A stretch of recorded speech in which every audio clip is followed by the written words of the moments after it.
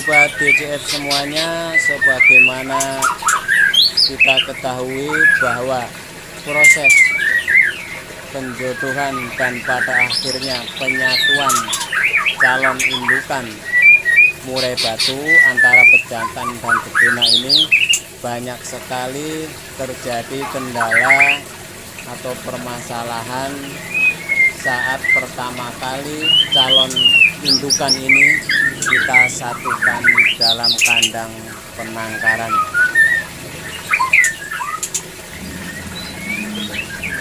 Untuk itu sobat semuanya, pentingnya kita memantau dahulu saat pertama kali calon indukan dan calon pasangan ini kita coba satukan dalam kandang penangkaran, dan pentingnya kita mengetahui seperti apakah tanda-tandanya bahwa calon indukan yang kita satukan ini tidak berjodoh. Baik sobat DCF semuanya, inilah tanda-tanda murai batu yang kita coba pasangkan dalam kandang penangkaran yang tidak berjodoh. Yang pertama yaitu terjadi salah satu pasangan menyerang pasangan yang lainnya. Sobat DCF semuanya, salah satu pasangan menyerang pasangan yang lainnya ini umumnya yang lebih mendominasi menyerang adalah yang pejantannya, dan umumnya yang kalah adalah yang betinanya. Kalau proses penyerangan ini sampai berakibat fatal, terlampau ekstrim, terlampau intens, menyerang tidak ada jeda, bahkan sangat fighter sekali pejantan ini menyerang betinanya, inilah yang harus kita waspadai. Jangan sampai nanti terjadi betina ini menjadi korban, pada akhirnya bisa mati. Namun apabila serangan dari pejantan ini jarang-jarang dan hanya serangan kecil tidak berakibat melukai, ini adalah kondisi yang wajar dan normal sekali, namanya juga baru bertemu, baru disatukan. Tetapi kalau sampai ekstrim menyerangnya, inilah yang dimaksudkan bahwa murai batu ini tidak berjodoh. Yang kedua, sobat semuanya, tanda dari murai batu yang tidak berjodoh adalah terjadi saling serang. Terjadi saling serang ini apabila calon indukan betina ini mempunyai mental fighter. Inilah yang bisa berakibat fatal, bahkan bisa keduanya mati. Ini lebih mengkhawatirkan lagi daripada yang hanya salah satu yang menyerang. Kemungkinan besarnya kalau saling serang ini jarang yang hanya berskala kecil. Umumnya kalau saling menyerang ini pada kondisi yang luar biasa dan mengkhawatirkan.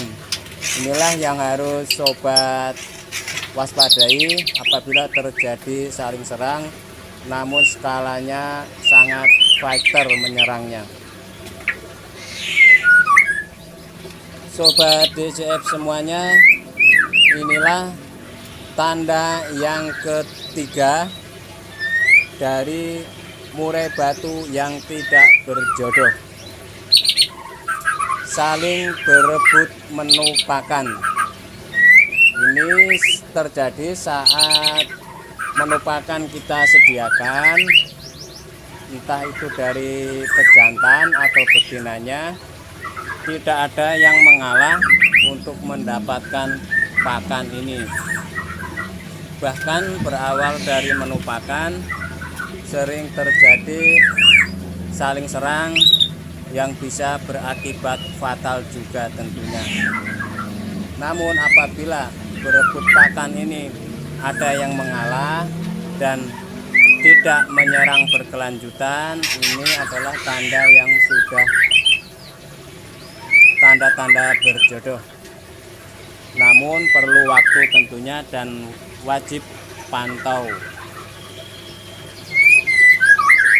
Sobat DJF semuanya, untuk berebut menu pakan ini yang penting menu pakan kita coba mensiasatinya dengan memberikan beberapa tempat.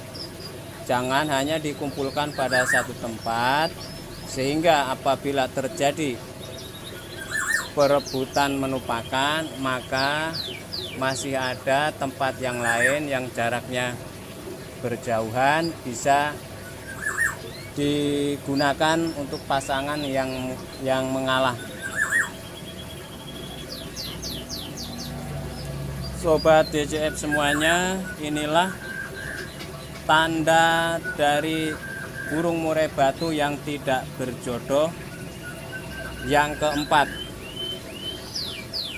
ada dominan penguasaan lingkungan kandang penangkaran.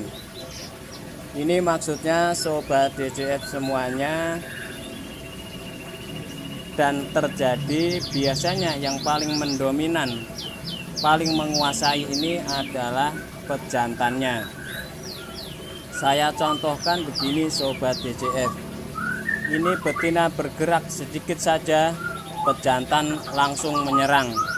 Padahal betina ini tidak sedang mau makan atau tidak sedang mau menyerang calon pasangan pejantannya, hanya berpindah tempat bertengger saja atau terbang pindah tempat saja.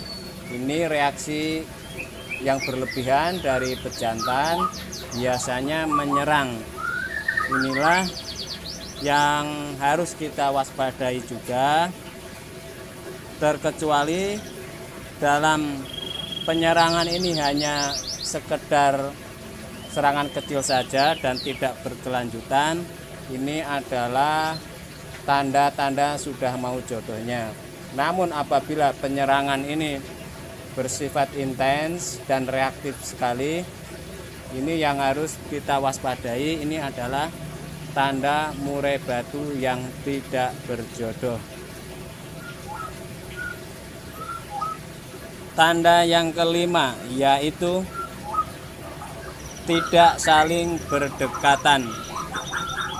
Sobat DJF semuanya, umumnya dan kondisi yang normal adalah bila ada tanda-tanda burung murai batu ini berjodoh, maka ada salah satu yang berusaha pengen mendekati calon pasangannya, baik pejantan ataupun betinanya. Namun apabila terpantau sangat berjauhan jaraknya dan terlihat ketakutan, ini adalah tanda dari murai batu yang tidak berjodoh. Kita bisa lihat, kita bisa pantau dari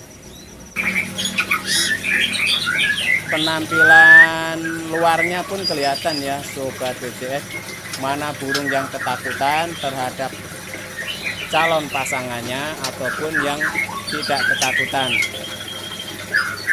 Inilah tanda yang kelima yang tidak saling berdekatan. Baik Sobat DJF, inilah tanda yang keenam dari burung murai batu yang tidak berjodoh. Tidak ada aktivitas mandi. Sobat DJF, jangankan aktivitas mandi, karena mandi ini memerlukan lingkungan yang tenang sehingga mau melakukan aktivitas mandi.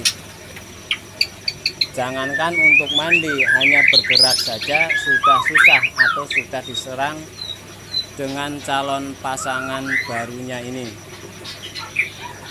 Proses untuk bisa beraktivitas mandi terjadi apabila tidak ada serangan dan calon pasangan ini merasa nyaman, merasa tenang dengan calon pasangan barunya.